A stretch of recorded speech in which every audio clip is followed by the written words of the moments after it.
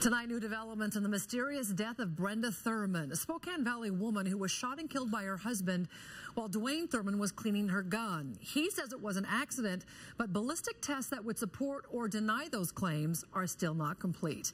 Good evening. Thanks for joining us tonight. I'm Nadine Woodward. In tonight's update to our story, KXLY4 Jeff Humphrey explains why it is taking so long for investigators to get answers. Jeff? Nadine, the day before this fatal shooting, Dwayne Thurman and his wife Brenda were at a local gun range shooting Brenda's new pistol. Dwayne says that pistol kept jamming, and the next morning Dwayne was trying to break it down. That's when the .380 suddenly fired. Detectives want to know if the gun was really malfunctioning, but of waiting for the Glock to be examined by the State Patrol Crime Lab for more than 15 months.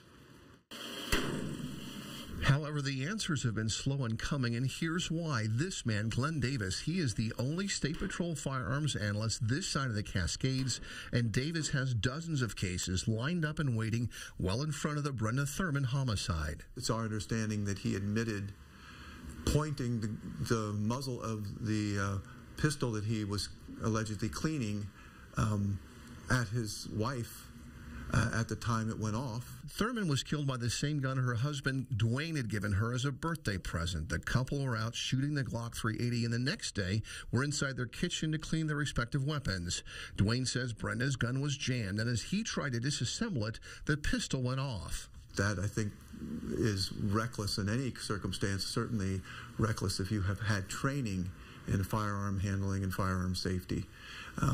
You would know that that's something you just don't do. Detectives want to verify Dwayne's contention the gun was misfiring and also the distance of the muzzle from Brenda's chest when the trigger was pulled. But because Dwayne has not been charged and because Spokane's medical examiner ruled Brenda's death an accident, the case has not been a State Patrol priority.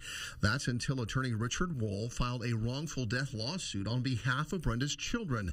The very next day, that prompted this internal memo between WSP administrators, which said, "We will get the casework to accommodate the agency and to keep us out of the news." 6 days after that email went out, the overworked firearms examiner was test firing Brenda's gun. Are you alleging that Mr. Thurman murdered his wife? We're not alleging that, and that's something to be determined by the prosecutor, whether there's evidence to support a criminal charge of that type. And so finally, in the near future, it appears detectives and then the prosecutor's office will get the evidence they need to make an informed decision about Brenda Thurman's death. But clearly, the State Patrol Crime Labs needs more funding and manpower because this 15-month delay getting Brenda's children answers has been painful for them and shaking their confidence in the criminal justice system. Jeff Humphrey, KXLY4. Hope to have some answers soon. Thank you, Jeff.